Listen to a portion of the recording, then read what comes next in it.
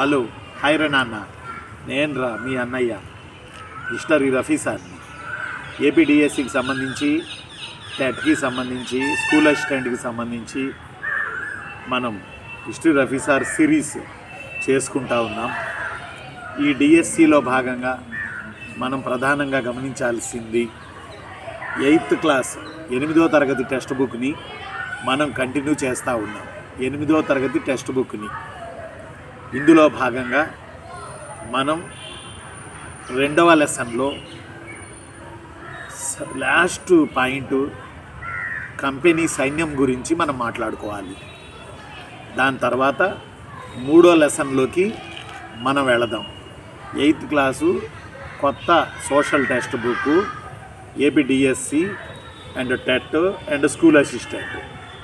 నేను మీ అన్నయ్యని హిస్టరీ రఫీ సార్. 2వ చాప్టర్ చివర్లో సైన్యం అని ఉంది.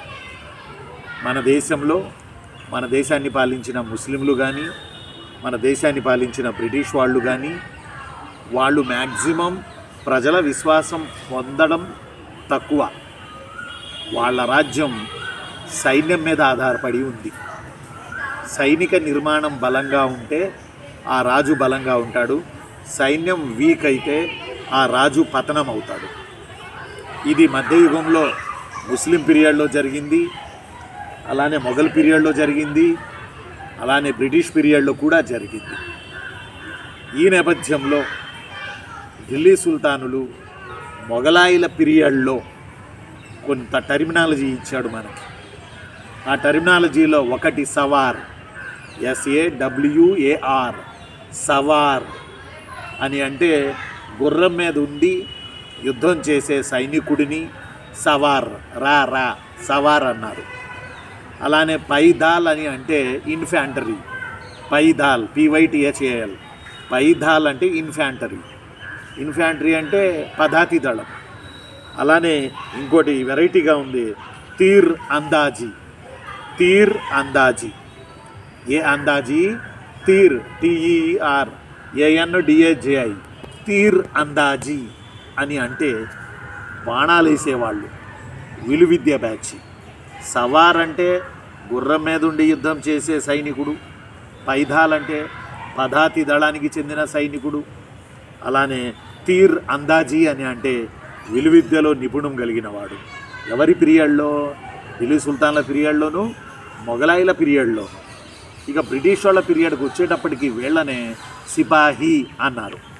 HI సిపాహీ అన్నారు. తర్వాత కాలగమనంలో అది సిపాయి అయింది. ఆఫ్ఘనిస్తాన్ యుద్ధాల్లోనూ, బర్మా యుద్ధాల్లోనూ, సింధు యుద్ధాల్లోనూ, పంజాబ్ యుద్ధాల్లోనూ బ్రిటిష్ వాళ్ళు గెలవడానికి కారణం భారతదేశంలో వాళ్ళు కొత్తగా ప్రవేశపెట్టిన గన్ పౌడర్ యూజ్ చేసిన తుపాకులు, గన్ పౌడర్ యూజ్ చేసిన తుపాకులు. అలా తుపాకుల ద్వారా, సైనిక వ్యవస్థ ద్వారా, మన సైన్యం కూడా వాళ్ళ దాంట్లో చేర్చుకోవడం ద్వారా భారతదేశంలో బ్రిటిష్ వాళ్ళు ఏ చిన్న తిరుగుబాటు జరిగినా సైన్యం ద్వారానే అణిచివేయాలి అనే ఒక ఇది అంటాం కదా, బడిత ఉన్నవాడిదే బర్రే అన్న చందాన వ్యవహరించడం మొదలుపెట్టారు. ఈ పేరాలో మీరు మానసికంగా గ్రహింపు చేయాల్సిన అంశాలు 4. ఒకటి సవార్, మరొకటి తీర్ అందాజీ, మరొకటి పైదాల్, మరొకటి సిపాహీ. సిపాహీ in the period of Britishers. తీర్ అందాజీ అంటే బాణాలు వేసేవాళ్ళు, ఆర్చరీ విలువిద్య వాళ్ళు. సవారీ అంటే గుర్రం మీద యుద్ధం చేసేవాడు, గుర్రం మీద ఉండి యుద్ధం చేసేవాడు. పైదాల్ అంటే కాలినడకన యుద్ధంలో డైరెక్ట్గా వెళ్ళి టిప్పు సుల్తాన్ లాగా, మైసూర్ పులి లాగా, రంజిత్ సింగ్ లాగా పోరాడే వ్యక్తి. ఇంతవరకు మనకి 2వ లెసన్ అయ్యింది 8th క్లాసు హిస్టరీ టెక్స్ట్ బుక్లో.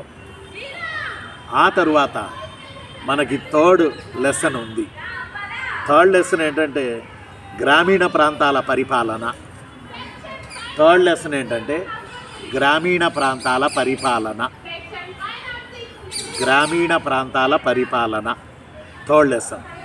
ఈ గ్రామీణ ప్రాంతాల పరిపాలనలో మనం బ్రిటిష్ వాళ్ళు అనుసరించిన సైనిక విధానం కానీ, ఆర్థిక విధానం కానీ, వాళ్ళు పెంచుకునే ఆదాయ మార్గాల ద్వారా మన దేశం వట్టిపోయింది, మన దేశం పేద దేశం అయ్యింది.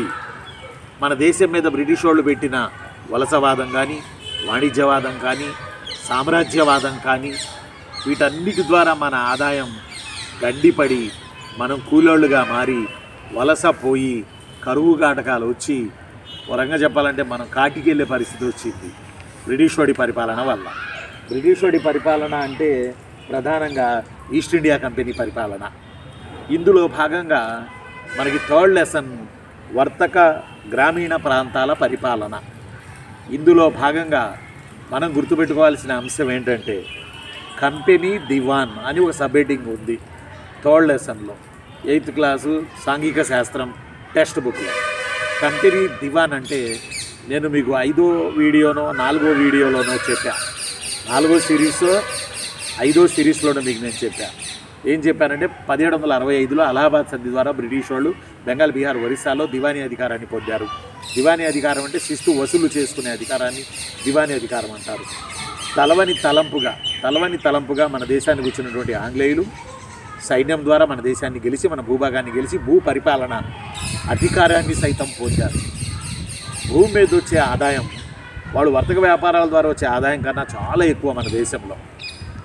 దట్టు బెంగాల్, బీహార్, ఒరిస్సా 3 సారవంతమైన ప్రాంతాలు కాబట్టి వాటి మీద కన్నుపడి వాటిలో దివానీ అధికారాన్ని తీసుకొని మొఘలాయి నవాబు ద్వారా 1765లో ఆ దివానీ ద్వారా శిస్తు వసూలు చేసిన అధికారాన్ని కొట్టేసి భూమి మీద వచ్చే ఆదాయం ద్వారా మన దేశంలో మెల్లమెల్లగా యుద్ధాలు చేసుకుంటూ, ఇంకా యుద్ధాలు చేసుకుంటూ, సిద్ధాంతాలు అప్లై చేసుకుంటూ వాళ్ళు మరింత లోతుకి వెళ్ళే పని చేశారు. దివానీ అంటే మీ టెక్స్ట్ బుక్లో ఏముందంటే భూభాగంపై ఆర్థిక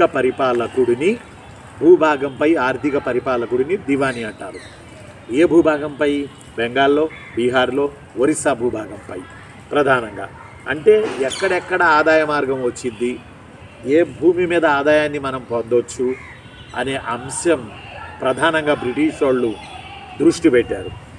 ఆ తరువాత వాళ్ళకి ఇండియాలో అయితే ఖర్చులు, వాళ్ళ గవర్నర్లకి, గవర్నర్ జనరల్కి, సైన్యానికి ఇవ్వాల్సిన జీతాలు, ఈ ఖర్చులు తడిసి మోపెడవ్వడం మొదలయ్యాయి.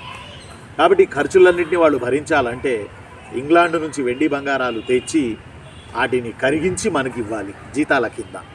ఒకప్పుడు సినిమా ఇదే నడిచింది.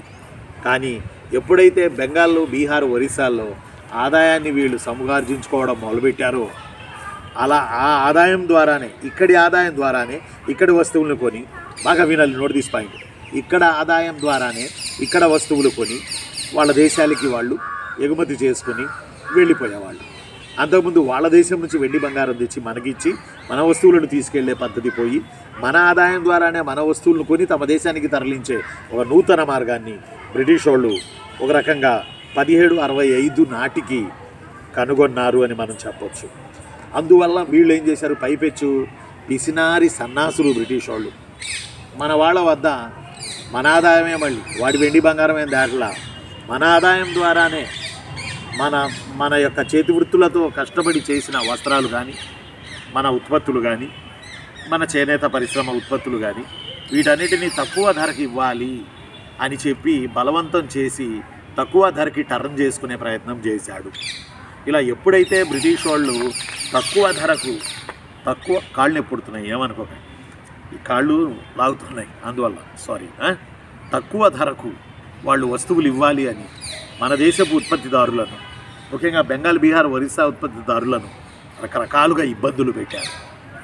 ఏం చేస్తారు, పంట బాగా పండితే చేతి వృత్తుల ద్వారా వాళ్ళకి లబ్ధి ఉంటే తక్కువ ధరకి ఇస్తారు, కానీ పీడించి తక్కువ ధరకి ఇవ్వాలి అని అంటే ఆ బెంగాల్, బీహార్, ఒరిస్సాలో ఉన్నటువంటి చేతి వృత్తుల వారు, నైపుణ్యం కలిగిన వారు, స్కిల్స్ కలిగిన వారు ఆ ప్రాంతాలు వదిలేసి పారిపోవడం మొదలేశారు, వలసపోవడం మొదలేశారు. బ్రిటిషోడి ఆదాయ వనరులు లాభం పోయి గోబులోకి రావడం మొదలైంది. ఒత్తిడి తెస్తే మరి ఏం చేస్తారు, కట్టలేదు, బతికుంటే బలుసాగైనా తినొచ్చి బతకని వెళ్ళిపోవడం స్టార్ట్ చేశారు అక్కడి నుంచి. దీనికి తోడు కరువు కాటకాలు వచ్చాయి. బ్రిటిష్ వాళ్ళ పీరియడ్లో, ఈస్ట్ ఇండియా కంపెనీ పీరియడ్లో బెంగాల్, బీహార్లో ప్రధానంగా 1770 1770లో కరువు వచ్చింది. ఈ కరువుని డొక్కల కరువు అని అంటారు. ఈ కరువు టైంలో సుమారుగా 10 మిలియన్ల జనాలు చనిపోయారు. 1/3 వంతు జనాభా మటుమాయమైపోయారు. అంతటి భయంకరమైన కరువు వచ్చింది.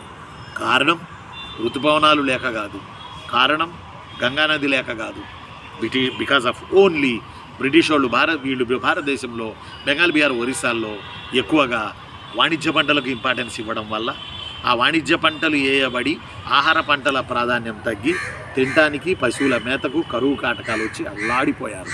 కారణం ఇక్కడ పత్తి, ఇక్కడ మిర్చి, ఇక్కడ పొగాకు, ఇక్కడ నల్లమందు, నీలిమందు ఇవన్నీ ఇక్కడ పండిస్తే, నల్లమందు కాదు నీలిమందు, పొగాకు, మిర్చి, పత్తి ఇవన్నీ పండిస్తే వీటిని తీసుకెళ్లి వాళ్ళు 100 రెట్ల లాభానికి అక్కడ అమ్ముకుంటారు. లేదా ఇదే పీరియడ్లో అక్కడ ఇండస్ట్రియల్ రెవల్యూషన్ నడుస్తూ ఉంది. పారిశ్రామిక విప్లవంలో వస్తువులు తయారు చేసి తెచ్చి మళ్ళీ మనకే అమ్ముతారు.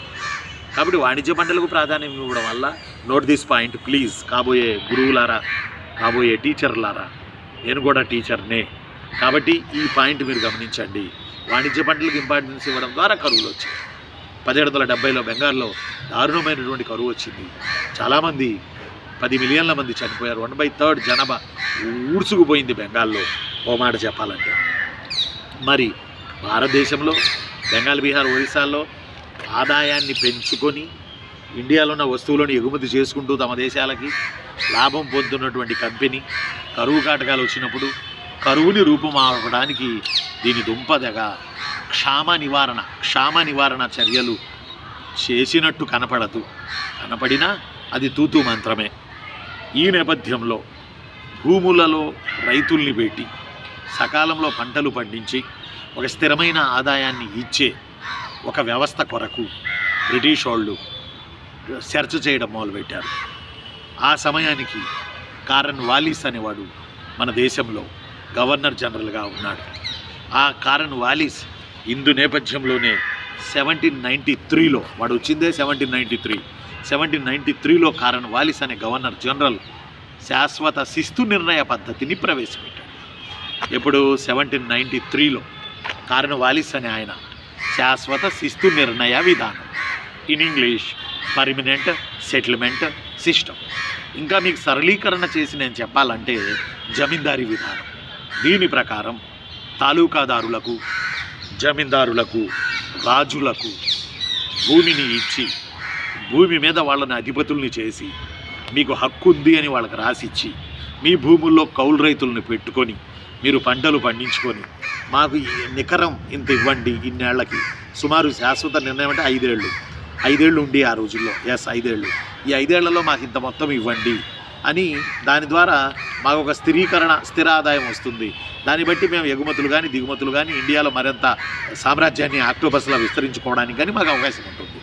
కాబట్టి ఈ నేపథ్యంలో వీళ్ళని నియమించుకొని కౌలు రైతులకి వాళ్ళ ద్వారానే భూములు ఇప్పించి వ్యవసాయం చేయించడం మొదలుపెట్టారు.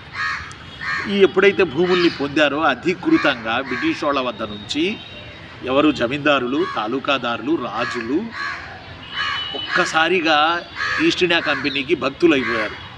ఒక మాట చెప్పాలంటే ఈరోజు రాజకీయాలను బట్టి భజన బృందం అయ్యారు. భజన బృందం ఎంత భజన బృందం అంటే అరే వాళ్ళు మాకు భూములు ఇచ్చారు కానీ వాళ్ళ మీద ఈగ వాళ్ళడానికి వీలు లేదు. ఒకవేళ వాళ్ళ మీద ఎవరైనా తిరుగుబాట్లు చేసినా, ఇంక్లూడ్ సిపాయిల తిరుగుబాటు ఫెయిల్ అయింది అందుకే సిపాయిల తిరుగుబాటు చేసినా వీళ్ళందరూ వచ్చి చుట్టూ నిలబడిపోతారు జమీందారులు. భూమిని తీసుకున్నటువంటి ఒక నిగ్రహంతో, ఒక విశ్వాసంతో అలా నిలబడిపోవడాన్ని రక్షణ వలయ సిద్ధాంతం అన్నారు. వలయబద్ధ రక్షణ విధానం అన్నారు. In English ring fence policy. British వాడి మీద ఈగ కూడా వాళ్ళని చుట్టూ నిలబడిపోతారు. వాళ్ళకి బ్రిటిష్ వాళ్ళు భూమిని ఇచ్చారు, వాళ్ళకి బిరుదులు ఇస్తారు. రావు బహదూర్, రాజా బహదూర్, దివానీ బహదూర్, ఇంకేదో మెంటల్ బహదూర్, ఏదో సంథింగ్ బిరుదులు ఇస్తారు. ఫలితంగా వీళ్ళు వాళ్ళకి భజన బృందంలా తయారయ్యారు. అయితే కౌలు రైతుల గురించి పట్టించుకునేవాడే లేడు.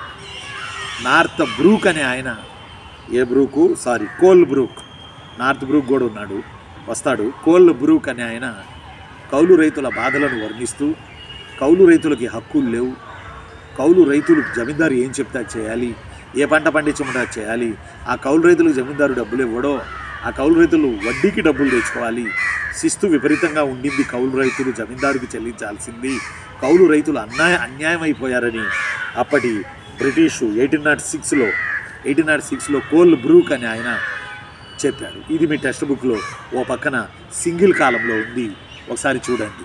నాకు మీ టెక్స్ట్ బుక్లో కళ్ళలో కనబడుతుంది ఏ పాయింట్ ఎక్కడుంది అనేది. కోల్ బ్రూక్ అనేది సింగిల్ కాలంలో ఉంది మీ టెక్స్ట్ బుక్లో. సరే, ఎనీహౌ ఏమైనా బ్రిటిష్ వాళ్ళకి లబ్ధి జరుగుతుంది అనుకున్నారు ఈ శాశ్వత శిస్తు పద్ధతి. కౌలు రైతులు పంటలు దండిగా పండించారు, జమీందారులకి ట్యాక్స్ కట్టారు. ఈ కౌలు రైతుల వద్ద నుంచి జమీందారులు ఎంత ట్యాక్స్ తీసుకోవాలో లెక్కలేదు. అందువల్ల కౌలు రైతుల నడ్డి విరిచి పన్ను వసూలు చేశారు. సరే, మరి జమీందారులు లేదా శాశ్వత శిస్తుననే విధానంలో తాలూకాదారులు బ్రిటిష్ వాడికి ఎంత చెల్లించాలి అనేది ఒక స్థిరం ఉంది. కానీ వీళ్ళు ఎంత వసూలు చేసేది స్థిరం లేదు. కాబట్టి బ్రిటిష్ వాళ్ళకి చెల్లించేది తక్కువ, వీళ్ళ నుంచి వసూలు చేసేది ఎక్కువ. నడుమధ్యలో బ్రిటిష్ వాడు బాగుపడలేదు, రావలేదు, కౌలు రైతులు పాపం అట్టాగే ఉండిపోయారు, మధ్యలో జమీందారు బాగుపడ్డాడు. ఈ ప్రయోగం కార్నవాలిస్ ప్రవేశపెట్టిన శాశ్వత శిస్తుననే విధానం అనే ప్రయోగం ఫెయిల్ అయింది. ఈ జమీందారు ఏదో బ్రిటిష్ వాళ్ళకు కొంత చెల్లిస్తాడు, దానిని పేష్ కుష్ అన్నారు. PESHKUSH పేష్ కుష్ అని అన్నారు, KUSH అన్నారు. కొంతకాలానికి జమీందారు బలిసిపోయాడు, బ్రిటిష్ వాడిని లెక్క చేసే పరిస్థితికి రాలా. అందువల్ల మళ్ళీ బ్రిటిష్ వాళ్ళు తమ వైఖరి మార్చుకుని తమ ఆదాయాన్ని పెంచుకోవడానికి జమీందారులను సైతం సమయానికి ట్యాక్స్ కట్టకపోతే, సమయానికి శిస్తు కట్టకపోతే వాళ్ళకి జమీందారులకి సైతం శిక్షలు విధించేవాళ్ళు. ఆ శిక్షలు చాలా క్రూరంగా ఉంటాయి. అందువల్ల జమీందారులతో తొలి దశలో వాళ్ళు బాగున్నా తర్వాత వాళ్ళకి జమీందారు లేడు, ఎవరు లేడు. వాళ్ళకి కావాల్సింది ఏంట్రా నాన్న అని అంటే ఆదాయం. కాబట్టి జమీందారులను కూడా రకరకాలుగా ఇబ్బందులు పెట్టారు. అందువల్ల ఈ జమీందారులు అందరూ కలిసే బెంగాల్లో 1837 ఆ ప్రాంతంలో మొట్టమొదటిగా బ్రిటిష్ వాళ్ళకి వ్యతిరేకంగా, వాళ్ళ పాలనకు వ్యతిరేకంగా మన దేశంలో తొలి రాజకీయ సంస్థను స్థాపించింది జమీందారులే. దాని పేరే బెంగాల్ ల్యాండ్ హోల్డర్స్ సొసైటీ. ఇందులో రవీంద్రనాథ్ ఠాగూర్ వాళ్ళు కూడా జమీందారులే. వాళ్ళ తాతయ్య ఈ బెంగాల్ ల్యాండ్ హోల్డర్స్ సొసైటీలో 1837లో బెంగాల్లో కలకత్తాలో కీలక పాత్ర పోషించారు. First political organisation to anti British rule in India, that's namely Bengal land holders society. Yes, ఇలా జమీందారులు కూడా తిరగబడి బ్రిటిష్ వాళ్ళతో పోరాడేటటువంటి పరిస్థితికి వచ్చారు. తొలి దశలో వలయబద్ధంగా ఉన్నారు, ఇప్పుడేమో క్రమబద్ధంగా లేరు, తిరుగుబాటు చేసే పరిస్థితికి వచ్చారు. కాబట్టి వాత బ్రిటిష్ వాడికి ఆదాయానికి గండి పడతానే ఉంది.